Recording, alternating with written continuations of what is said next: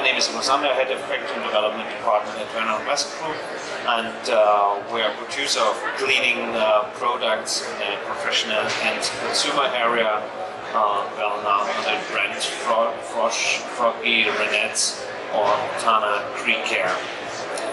I will tell you something about our Recylate Initiative.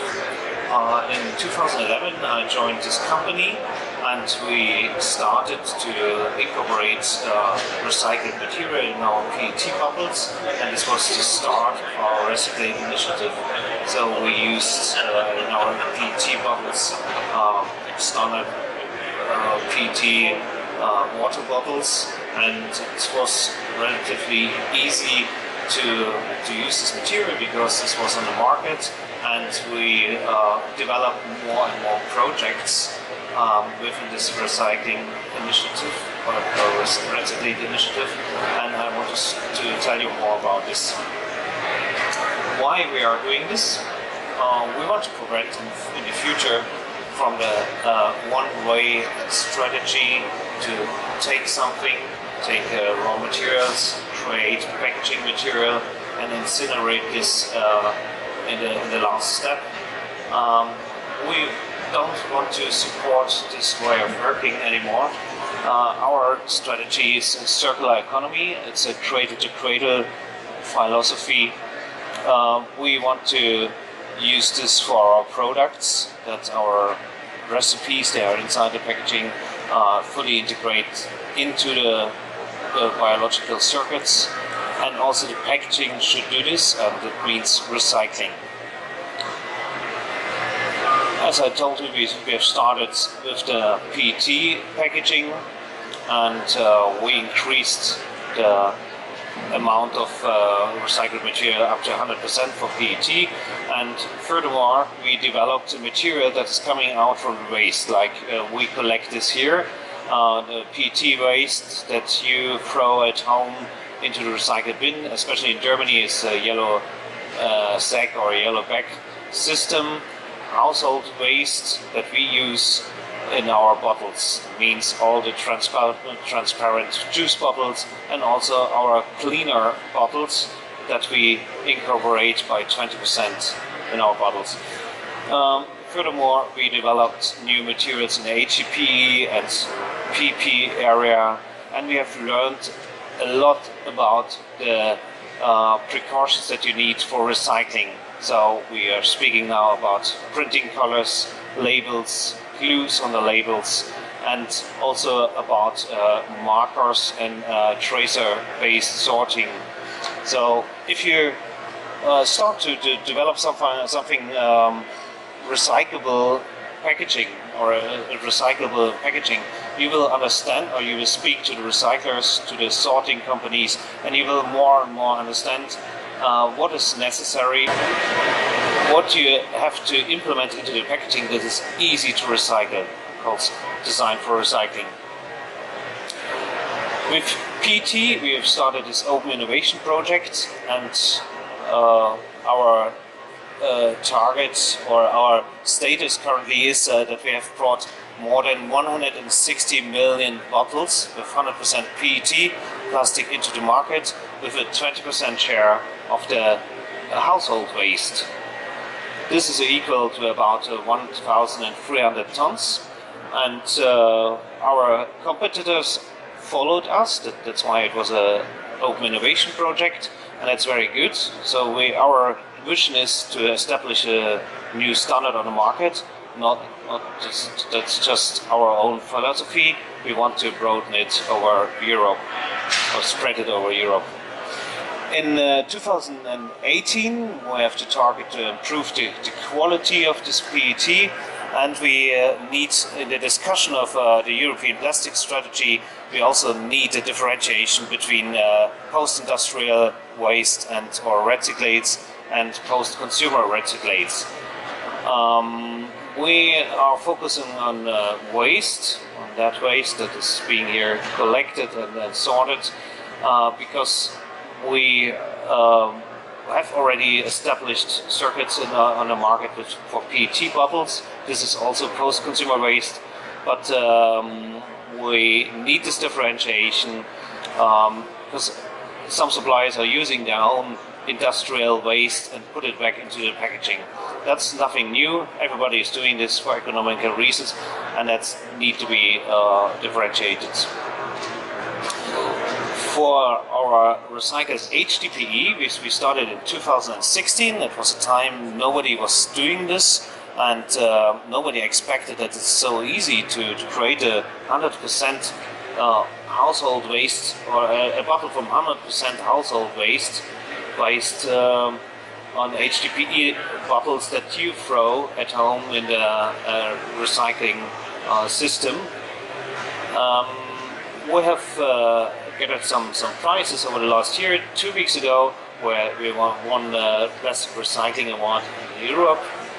This was here in Amsterdam. In numbers, we brought more than 4.5 million bottles with 100% HDPE to the market. Some of these bottles you can see here. It's, for example, the Tana Professional recycled bottle is 100% recycled HDPE. That's why it's a bit yellowish. And we also transferred this cap into a 100% recycled PP. We have a booth over there, and afterwards I will be there, and if you have questions I can tell you some more in detail if you want. Our plans for the future are, or for 2018, for the near future, is we have launched here with at the Interclean new canister, 5-liter canister with 50% recycled HDPE, and by the end of the year we want to launch the 100% canister, 100% HDPE canister made from waste.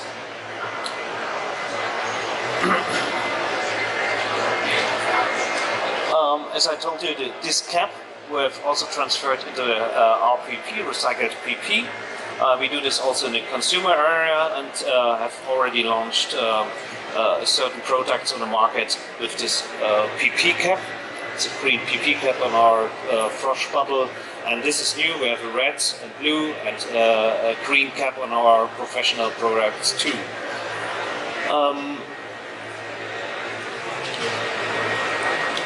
If you talk about the packaging material, it's, from my point of view now, easy or relatively easy to use this recycled material, but you have to ensure that the material is clean.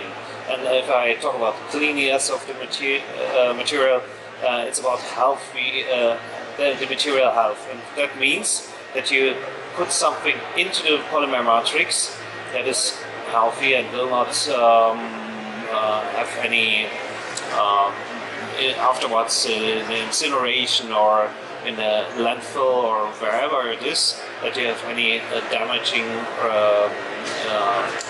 how to say, I forgot the word. Material health. We got this hint from Cradle to Cradle institution to think more in detail about the polymer matrix, and that means also that we are applying healthy pigments. For example, in the past, the pigments in red cap were made from copper, and copper is a heavy metal, and in the Cradle to Cradle philosophy, you try to prevent from using any heavy metals in the supply chain. That's the idea behind this. For the green, it's the same with chlororganic compounds, and you try to prevent from using this. You can substitute them. The same we did for the printing colors. We also substituted pigments, and we got for this color a printing system that we have developed together with the company Siegwerk in Germany. It's the first UV offset inkjet system that got the material health certification in gold. So that's also new. It's unique, and we are going to implement this step by step on our labels. Apropos label, it is very easy for the recycling process, you need to remove the labels. So our labels need to stick on the bottles, especially in a professional area. You have to ensure that the decoration is still on the product if you're using this, also for legal reasons. But in the end, in the recycling process, it needs to be removed. So how does it work? The bottler industry found already solutions for this. So you have labels that you can wash off in the recycling process at about 70 to 80 degrees. So we trying to transfer the solutions to our bottles, and that's a relatively easy one to do this. And I'm also looking for followers in the industry, also in the not just in the detergent or professional cleaning industry, also in the cosmetic industry, to follow this route to ensure easy wash off, to apply easy wash off labels, because that can ensure a better quality of the recycled material. We have also developed a new pouch bag system. Our current pouch that we are using for the consumer product is a laminated pouch material. We have developed a mono material that's from PE. The entire system is made of PE. We will launch this by the end of 2019, and you will hear more about this concept by end of this year. It's still confidential, the details of this project. With my last slide, I want to transfer the idea of what is wrong now, what we have to do in the future. Today we are using all this colored and laminated packaging material, give this to the recycler, they have to clean it up. And in the end, they could use, let's say, 1/3 of this, and the remaining stuff they need to incinerate. So you can make maybe park benches or something like this, or some downcycled products from this plastic material. But in the end, our target is to have upcycled products, and you need to do something for this. First of all, you need clean materials. You need, in terms of design for recycling, easy removable decorations, so let's say colors or labels or whatever.